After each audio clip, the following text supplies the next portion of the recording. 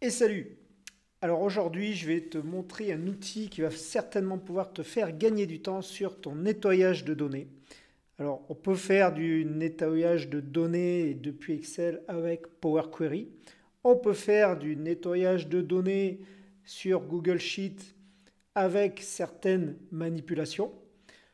Ici, je vais te montrer un outil, Parabola, qui va te permettre de faire du nettoyage de données, de faire du requêtage et de faire lancer ton nettoyage de données dès que des mises à jour sont faites sur le fichier régulièrement, donc savoir quelque chose de persistant. Et surtout, tu vas pouvoir repartager derrière tous ces éléments, soit dans un autre sheet, soit vers Slack, soit vers d'autres applications. C'est là où l'outil est puissant. On voit ça juste après.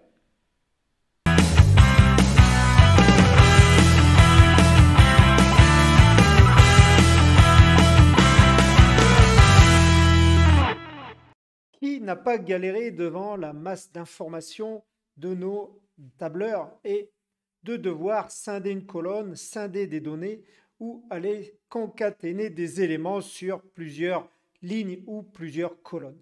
Alors, c'est un ensemble d'actions qui est fastidieuse et le nettoyage de données est hyper important quand vous voulez avoir des datas structurées pour faire de l'analyse de données. En l'occurrence, si vous avez vu d'autres vidéos qui traitent de Data Studio, de Power BI, ben, vous allez voir que le nettoyage de données est vraiment essentiel. Comme je le disais en préambule, donc sur Google Sheet, on va pouvoir faire avec des formules. On va devoir le faire à l'intérieur même de l'application elle-même, qui nous permet de faire certaines choses. Et avec Excel, on va plutôt utiliser Power Query, qui va nous permettre de faire ce nettoyage de données.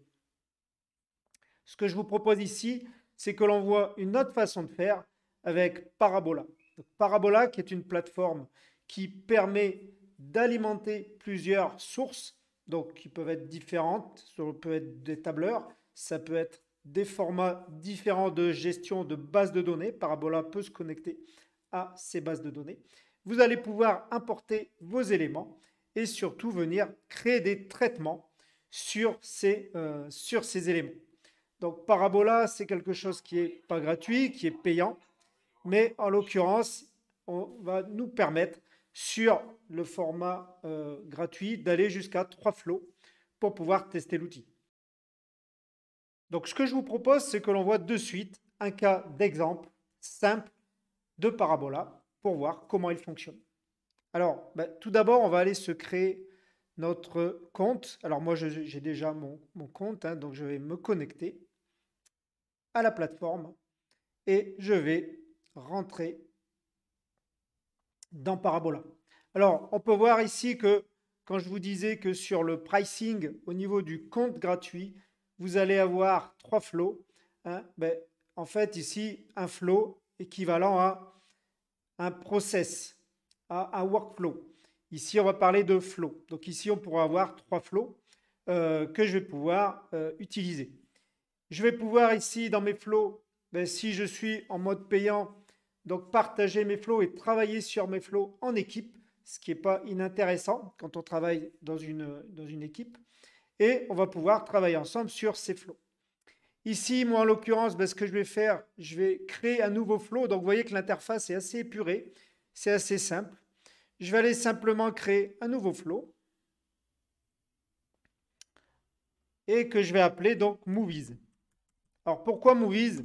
Parce que je vais travailler sur un fichier sheet où je vais aller faire certaines opérations euh, sur ces colonnes qui recensent donc la base de données IMDb des films qui sont au box-office. Hein. Si vous avez regardé d'autres vidéos, j'ai déjà utilisé ce fichier auparavant. Alors ici, il attend que je lui importe quelque chose.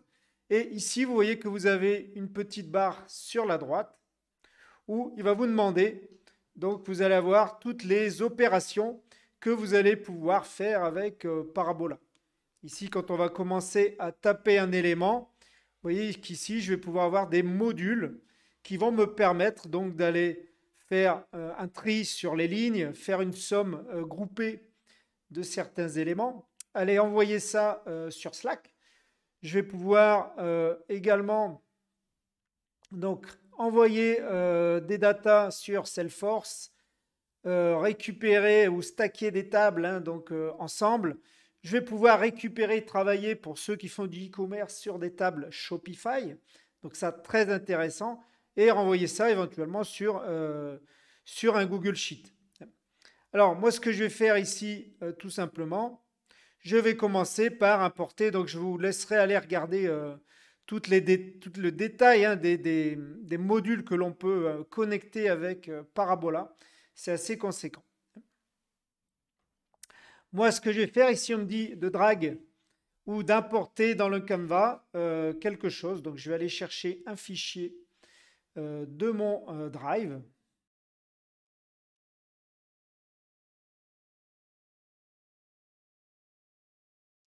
Et alors, ce qu'on peut voir, donc, c'est que ici, je vais taper pull. Donc, pull, hein, parce qu'en fait, ça utilise les éléments de pull request, hein, donc c'est-à-dire d'aller récupérer de l'information sur une base de données.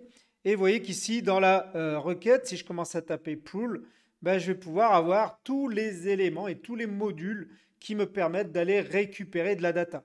Donc, je vois que je peux me connecter à du Shopify, comme je disais, à du Airtable, à du Salesforce, du MySQL, du FTP. Enfin, vraiment, j'ai tous les éléments de connexion sur lesquels je peux aller me connecter. Je peux aller récupérer, par exemple, mes Google Analytics, du Magento, du MongoDB, etc. etc. Ben, moi, ce que je vais faire un pull from Google Sheet, pour faire simple. Et c'est ce premier élément que je vais aller poser dans mon diagramme. Alors, Parabola fonctionne sous forme de diagramme. Vous voyez qu'ici, je peux mettre mes éléments où je veux. Et de connecteurs. Ici, je vais aller faire des flèches pour aller connecter des éléments. En premier lieu, je vais lui demander qu'est-ce que je vais aller récupérer comme data, donc mon fameux fichier Google Sheet. Donc, je vais cliquer ici sur le petit setting. Et ben, bien sûr, il va vous demander d'autoriser hein, votre Google Sheet, votre compte Google, pour pouvoir aller récupérer et pouler ces informations. J'autorise. Ici, il va aller me rechercher les éléments qui se trouvent dans mon compte, dans mon Drive directement. Je vais aller récupérer ici donc directement. Hein, il va aller analyser toutes les sheets qui sont dans mon Drive. Et je vais aller récupérer donc ma base de données IMDB. Je crois que c'est celle-là. Ouais, on va prendre celle-là. Voilà, où je retrouve donc ma base de données avec 1000 lignes et 16 colonnes. Alors on voit qu'ici il me dit que c'est updaté hein, il y a quelques secondes, donc c'est-à-dire que je peux faire un refresh de ma table s'il y a des éléments qui interviennent entre-temps. Hein. Il se peut que votre table soit utilisée. Si vous avez connecté par exemple un site e-commerce, il y a certainement des achats peut-être qui se font en temps réel. Ici, je vais récupérer le premier onglet. Il me détaille les onglets de ma sheet. Et puis, je vais aller regarder un peu ce que j'ai dans ce fichier. Donc, je retrouve 16 colonnes, j'ai dit, avec une première colonne qui s'appelle Ranking, IMDb Year, donc l'année de sortie, un lien, le titre, les années, voilà, donc le nombre de votes, la notation, etc., etc., etc. Donc, je peux avoir beaucoup de choses par rapport à cette base de données. Pourquoi aussi Parabola est intéressant parce que ben, quand vous allez travailler avec des bases de données conséquentes, ben, c'est plus facile et je pense c'est plus rapide de faire du pré-traitement, de nettoyage de données sur Parabola que directement dans le fichier. Alors, il y a d'autres alternatives, il y a BigQuery pour Sheet où on peut faire ces choses-là aussi, mais l'approche, je dirais, en investissement de temps d'apprentissage est beaucoup plus longue que sur Parabola. Donc ici, on va faire une petite opération. Voilà, donc ici, j'ai ma base de données, hein, très simplement. Hop, je vais la fermer. J'ai connecté ma base de données.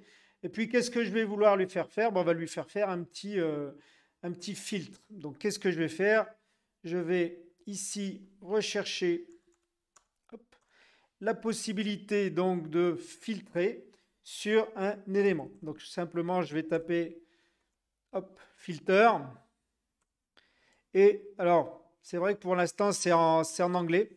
Mais bon, de toute façon, toutes les commandes souvent d'applicatifs comme ça sont en anglais. Et moi, ce que je vais faire, je vais prendre le module filter ici, que je vais faire glisser. Voilà. Et ici, je vais pouvoir filtrer donc sur les lignes de mes éléments. Alors, comment je vais filtrer ça? Ici, je vais relier mon élément avec la petite flèche. Hop. Et je relie ça à mon filter. À partir de là, je vais pouvoir me connecter sur mon filtre. Et ici, je vois que je retrouve bien toute ma base de données avec mes 16 colonnes. Et comment je vais appliquer un filtre? Très facilement. Ici, on me propose donc de regarder les différentes colonnes. Donc moi, par exemple, je vais faire un filtre sur l'année, donc l'année qui est ma colonne identifiée stringfield 1, donc celle-ci. Et je vais lui dire, il faut que stringfield 1 est supérieur à is greater than, allez, on va dire 1998. Très belle année. Alors, 1998. Je peux en temps réel donc rafraîchir et voir qu'il m'a filtré sur la colonne des années à partir de 1998. Et là, je vais pouvoir ajouter plusieurs conditions. Admettons que je veuille ajouter, alors qu'est-ce que j'ai? J'ai une colonne type de film, genre, ici. On voit que j'ai des genres et je vais peut-être ajouter le genre action. Donc je vais lui dire que je veux tous les films qui sont plus supérieurs à 1998. Et là, on ne va pas mettre ou. Vous voyez qu'ici, on a des opérateurs ou et. Je vais prendre un opérateur et qui sont de la catégorie donc stringfield 6, hein, c'est ma catégorie. Alors, on peut renommer les colonnes, hein, là c'est parce que je l'ai pris brut de pomme, qui est égal à, donc on va dire action. OK? Alors là, je regarde bien si c'est écrit pareil. Vous voyez qu'ici, j'ai des catégories action, aventure, fantasy. Je fais un show update. Et là, badaboum, il n'y a pas de souci, il n'y a pas de problème, il n'y a que des actions. Effectivement, il ne me trouve aucune ligne. Pourquoi il ne me trouve aucune ligne? Parce que ici, dans action, on regarde mon fichier, en fait, j'avais plusieurs éléments. Si je reviens sur ma colonne ici où il y a action, reprend action, aventure, drama. Donc lui, il ne comprend pas. Il me dit, je veux que ce qui contient action. Et donc, je ne peux pas, je ne trouve pas action tout seul. Alors, on va faire une opération intermédiaire. Vous allez voir. On va laisser le filtre de côté pour le moment. Et qu'est-ce qu'on va pouvoir faire? On va lui demander de faire comme on ferait avec une fonction très connue sur Google Sheet ou Excel. On va lui faire un split. On va dire décomposer cette colonne en plusieurs pour décomposer les éléments de ma colonne action. Alors split, il doit être par là. Voilà, le split colonne. Et on me dit que le split colonne va pouvoir opérer avec un délimiteur, hein, comme sur la fonction sheet que l'on connaît. Je vais prendre mon petit module split colonne. Je fais glisser ici entre les deux, parce que mon filtre va toujours être actif à la fin. Donc je vais écarter un peu mon élément ici. Tchoc. Et ici, je vais aller paramétrer mon split. Alors, qu'est-ce que je vais vouloir splitter? Je vais vouloir splitter ici ma colonne 6, donc qui est là, mon genre, ici. Donc, split ma colonne 6. Voilà. Et qu'est-ce que je veux faire? Je veux faire des nouvelles colonnes, hein, parce que je vais splitter ces éléments en 3 colonnes. Le délimiteur, c'est une virgule. Donc, je vais aller lui taper une virgule. Voilà. Et je fais un show update. Et là, ce qu'on peut voir, c'est que effectivement, je vais jusqu'à ma colonne 6. Je me retrouve bien avec 3 autres colonnes, enfin 2 autres colonnes. La première où il a splitté à partir de la virgule, donc je me retrouve bien maintenant avec action tout seul dans ma colonne 6. Il m'a fait une autre colonne qui s'appelle ici stringfield 6.1 et stringfield 6.2, où je retrouve donc les autres éléments, paramètres que j'avais dans ma colonne de base. J'ai bien splitté mon tableau. Donc maintenant, je vais pouvoir fermer cet élément-là. Je vais pouvoir ici refaire un test de mon filter. Hein, donc ici, on voit bien que je le filtre toujours sur la colonne 6. Hein. Donc ma colonne 6 qui reprend bien maintenant tout ce qui est action.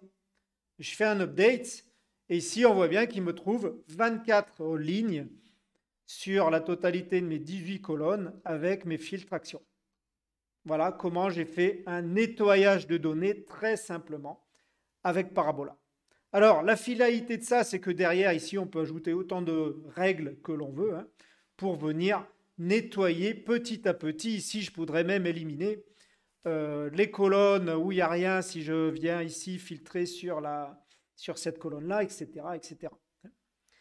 Ici, l'idée, c'est de vous présenter l'outil très brièvement. Si ça vous intéresse, mettez-moi un petit pouce bleu et je ferai une petite formation plus longue sur le sujet. Qu'est-ce qui va m'intéresser ici maintenant, c'est comment récupérer ces datas et comment exporter ces informations. Et dans quel format je vais exporter ces informations. Ici, l'idée, ça va être de envoyer ça. Donc, je fais un send. Alors, vous voyez, c'est assez ludique. Hein. J'ai pris en main l'outil il y a à peine 1 heure. Et déjà, on a des réflexes. Hein. Je vais faire un send. Hein. J'ai fait un import, un pull. Maintenant, je fais un send.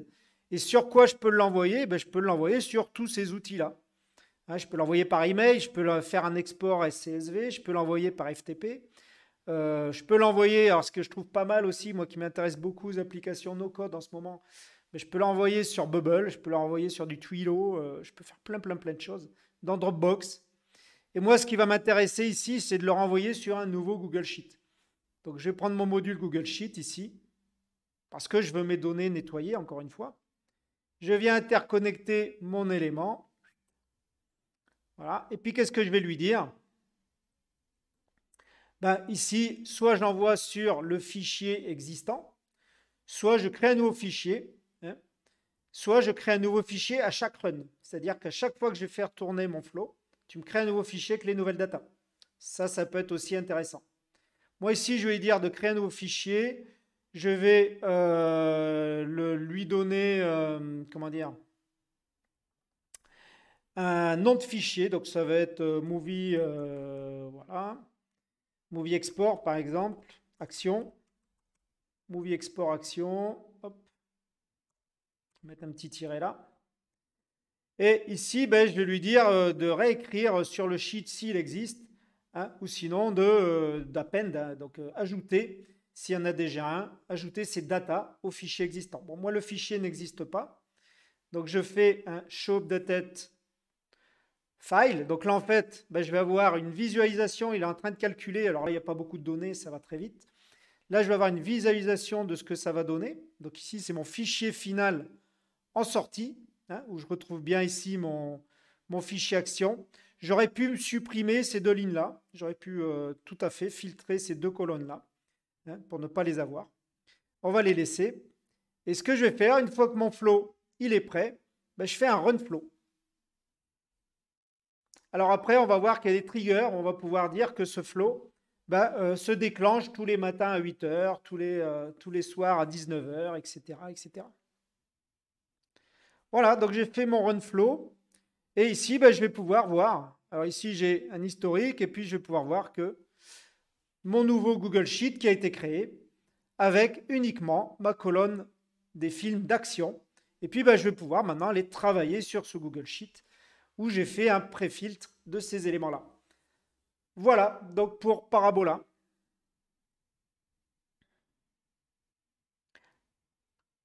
Alors, on aurait pu, par exemple, filtrer, ajouter un filtre. On aurait très bien pu donc ajouter un filtre ici, un second filtre. Maintenant qu'on en a fait un, voilà, je mets un second filtre. Et ici, ce filtre, je vais le relier, toujours pareil. Alors,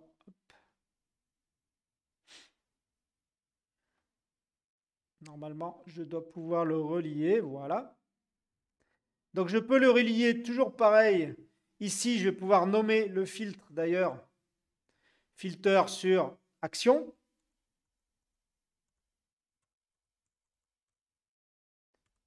Voilà. Et ici, je vais faire un filter sur adventure, par exemple.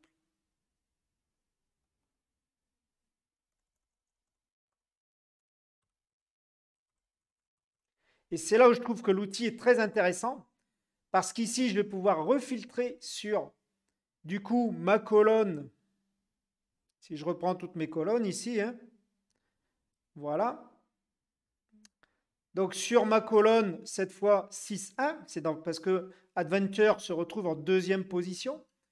Donc je vais aller prendre ma colonne 6.1. Donc qui n'est pas blanche, mais qui est égale to Adventure. Voilà.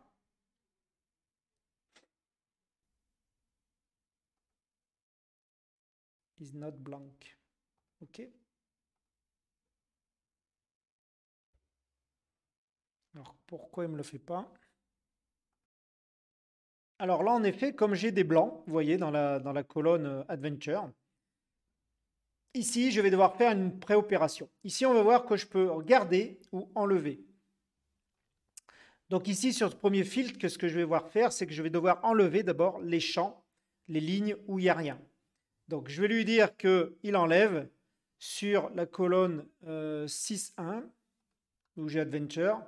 Donc il enlève toutes celles qui sont vides. Donc là, vous allez voir donc, que je vais me retrouver véritablement du coup avec le tableau nettoyé, hein, avec plus aucune ligne de vide. Et maintenant, je vais pouvoir donc venir lui ajouter un second filtre. Donc je vais dupliquer celui-là, que je vais venir mettre ici, que je vais relier. Et je vais venir donc modifier ici mon tableau. Je vais dire de garder maintenant sur le string fill 1 tout ce qui est adventure, donc aventure. Donc ici, en l'occurrence, je lui ai dit de récupérer, de ne garder essentiellement que les colonnes, hein, de films qui contiennent aventure. Donc ici, il m'a gardé les éléments de aventure et je vais pouvoir, encore une fois, venir exporter, donc envoyer sur un autre Google Sheet ou sur celui que j'ai déjà créé. Hein, mais moi, je vais le faire sur un nouveau. Voilà. J'envoie ça. Et je vais pouvoir donc paramétrer ça pour venir l'envoyer. Alors, ce qu'on va faire, c'est qu'on va le tester sur un sheet existant. On va le sélectionner. Il s'appelle Movie Export. Voilà, action. Mais c'est pas grave. Sheet, le sheet 1, c'est celui que j'ai déjà. Hein. Donc, on va lui laisser créer un filter adventure, hein, comme sheet. Et on va lui dire de réécrire l'élément. Hein, ou d'ajouter. On va peut-être faire plutôt ajouter.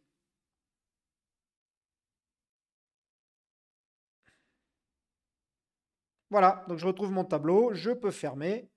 Et cette fois, je peux updater mon flow. Alors, attention, il va venir updater aussi le premier. Hein, là, je lance le flow, à chaque fois, il va venir faire les deux branches. Mais ce n'est pas grave, parce que on va voir qu'il va venir mettre à jour les éléments. Et ici, donc une fois que j'ai fait tourner mon flow, je vais pouvoir aller sur mon nouveau fichier ici, hop, mon nouveau sheet. Et ici, je retrouve bien. Alors, je suis sur action. Alors, je fais le run flow. Les deux sont enablés. Là, je vais avoir 65 lignes. Là, je vais en avoir 24. Donc, vous voyez que là, ça va venir me créer les deux flows, les deux process en même temps. Et ça me calcule tous les éléments. Alors, je vais pouvoir aller voir mon fichier. Donc ici, pourquoi j'ai une erreur dans mon Google Sheet. Movie Export Action. Ah oui, parce que j'ai changé entre-temps le nom du sheet, hein, c'est pour ça. Hop, je le refais, je vais le relancer. Vous voyez qu'ici, mon flow est en progression et c'est en train de mettre à jour mes deux tables. Et je me retrouve bien ici avec deux exports, un avec 24 lignes et un avec 65 lignes. Donc, je vais avoir ici mon deuxième sheet avec tous mes flux, hein, tous mes films aventures. Donc ici, j'ai bien 65 lignes, hein, avec la ligne d'en-tête, 66. J'ai bien mon petit onglet Adventure qui s'est créé. Et je vais pouvoir faire tourner comme ça mon flux. Donc, quand j'en ai envie, via ici des triggers. Donc ici, le trigger, je peux lui dire, soit avec l'envoi d'un email, soit je branche un webhook. Donc webhook, c'est un petit morceau de script qui va nous permettre donc de faire déclencher un élément. Ou alors je fais un élément récurrent où je vais pouvoir lui dire tous les jours à telle heure, tu me fais tourner ce script et tu viens mettre à jour et nettoie les tables de données. Donc vous voyez que ça, interconnecté à un site e-commerce, à une base de données qui se remplit journalièrement, et derrière, vous avez la possibilité du coup d'avoir des datas nettoyées instantanément sans avoir à y revenir. Alors ça, pour ceux derrière qui font de l'analyse de data via Data Studio ou via Power BI, c'est hyper intéressant parce que votre data va pouvoir être propre tout le temps et avoir des analyses fiables. Donc ça vous évite de revenir sur les fichiers pour renettoyer quand les datas ont évolué. Et surtout, si ça t'a plu, n'oublie pas de t'abonner à la chaîne parce qu'il y a plein de contenu qui va arriver et je pense que tu seras surpris de l'intérêt qu'on va avoir sur l'analyse de data ou sur la création d'outils avec le no-code.